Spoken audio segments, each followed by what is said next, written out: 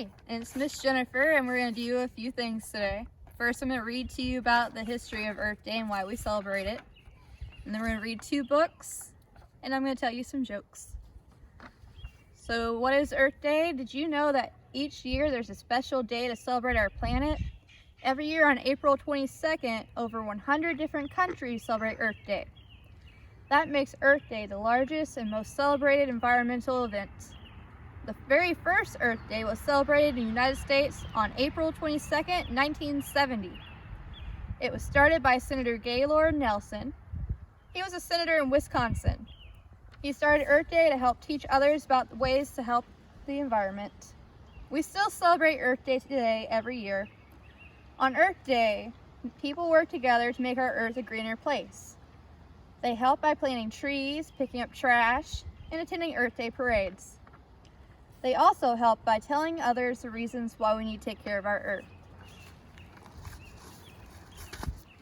Our first book today is called Rabbits and Raindrops. It's by Jim Arnosky. It's one of my favorite books of St. Michael because I really like the artwork.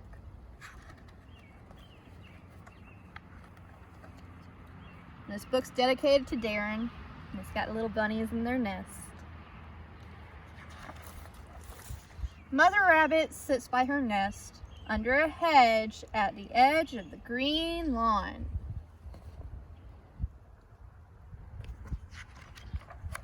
Her 5 babies are ready to climb out of the nest for the first time.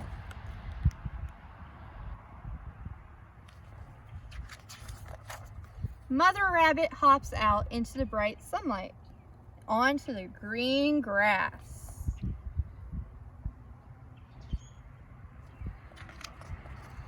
One after another, the 5 baby rabbits hop out onto the lawn.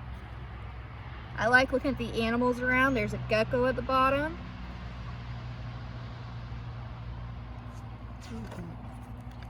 They nibble clover blossoms and leaves. They meet grasshoppers and spiders and bees.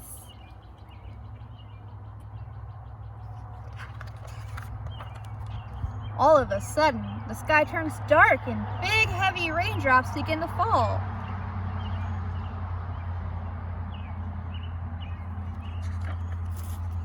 A rabbit's fur is not waterproof. Baby rabbits can become soaked and catch cold. So Mother Rabbit hurries her babies back under the hedge, so they have to run away from the rain.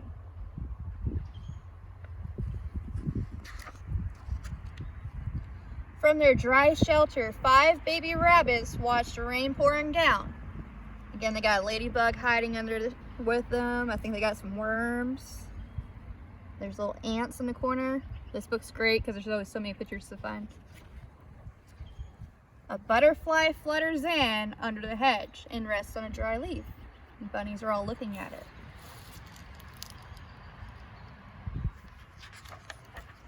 Soon, others come inside out of the rain. So we have a hummingbird. There's that grasshopper. Out in the shower, honeybees buzz by, flying between raindrops to stay dry.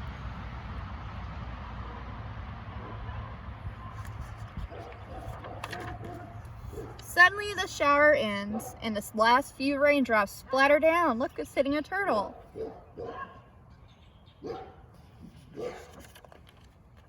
All together, the rabbits hop out onto the lawn and go explore and see what everything looks like. To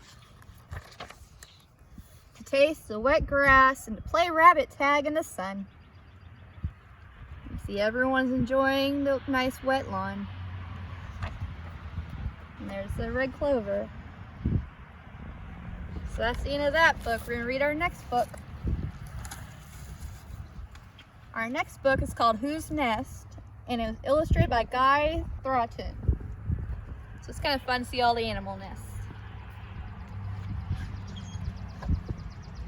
I weave my secret nest with bark from honeysuckle trees. This oval hideaway keeps my babies warm at night. I nibble sweet berries and gnaw on hazelnuts. Who am I? Think about who it could be. I'm a dormouse. I climb brambles and balance on branches. Soon I will be a long winter's nap. I build my sturdy nest with strong sticks and soft mosses. This huge home sways in the branches of the tallest trees, rocking my chicks to sleep. Who am I? Whose nest? I'm an eagle. I soar and swoop above the treetops and over the land. Each year I make my nest bigger. There's a baby eagle, it's called an eaglet. I form my nest with soft, sticky foam. It hangs on a log or a branch. This bubbly nest lets my tadpoles grow. Soon they will hatch and splash into the water. Who am I? Whose nest? I am a tree frog. I climb up the tree trunks and perch on lofty boughs. At night, I look for insects to eat. I bet he thinks those bugs are yummy. I lay hundreds of eggs in colorful coral lilies. This watery nest is hidden from harm, hungry hunters, and wishing water. Who am I? Whose nest? I'm a clownfish. I flit and float through the tickly tentacles of the anemone. Swinging in the reef, we are safe. So there's the anemone, and there's the babies. I nestle into tall grass and cushion my nest with fluffy fur and cuddly leaves. The snuggly bed blankets my babies while I munch on sweet, crisp clovers. Who am I? Whose nest? I am a rabbit.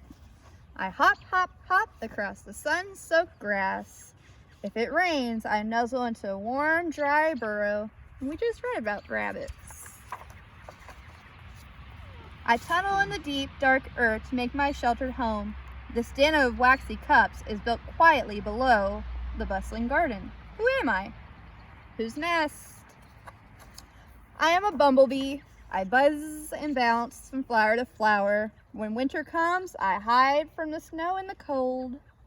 We like bumblebees because we like honey and they take care of the plants. I dig through dry, dusty dirt for the perfect place to lay my eggs. This hush hole is cozy and moist.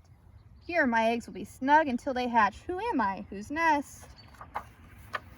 I'm a gecko. I slink and search for food beneath the stars.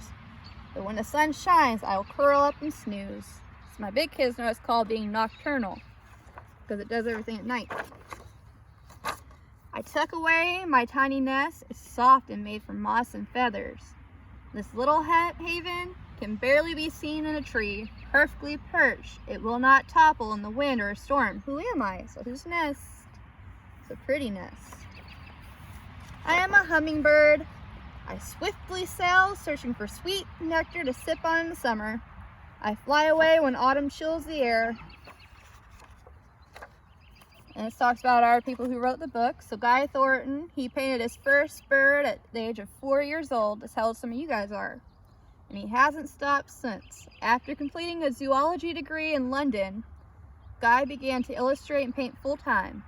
Renowned, which means known, for his exquisite watercolors, which are wonderful. Guy's award-winning artwork has been published in countless natural history publications. And his beautiful wildlife paintings are held in collections around the world. When Guy is not in his studio painting, he is busy teaching and sharing his love of art. He was born in Surrey, England. Guy now lives in Sydney, Australia with his wife, Ellie, and their sons, John and Max. And it shows his website, guythornton.com. And then Victoria Cochrane. Victoria penned her first story about the squirrel snuggled in a cozy nest at the age of 5 and has since written several books for children and young adults. A native New Yorker, Victoria now lives with her husband, Alistair, in London, England. And her website is victoria-cochrane.com. We can see the back. Now I have a couple of jokes for you. And these are all about Earth Day. So why did the leaf go to the doctor? It was feeling green. Why are people always tired on Earth Day? Because they just finished a march. How can you tell the ocean is friendly? It waves. Why did the sun go to school? To get brighter. How do you cut a wave in half? With a seesaw. What did the tree wear to the pool party? Swimming trunks. Why do tornadoes zigzag? Because they're dizzy. What kind of plant grows in your hand? A palm tree. What happens when it rains cats and dogs? You have to be careful not to step on a poodle. What is a tree's least favorite month? September, because timber is another name for wood. Why are recycle bins optimistic? Because they're full of cans. What did the little tree say to the big tree? Leave me alone. What is Tornado's favorite game? Twister. How do trees get on the internet? They log on. What did one lightning bolt say to the other? You're shocking. What kind of bow can't be tied? A rainbow. Happy Earth Day.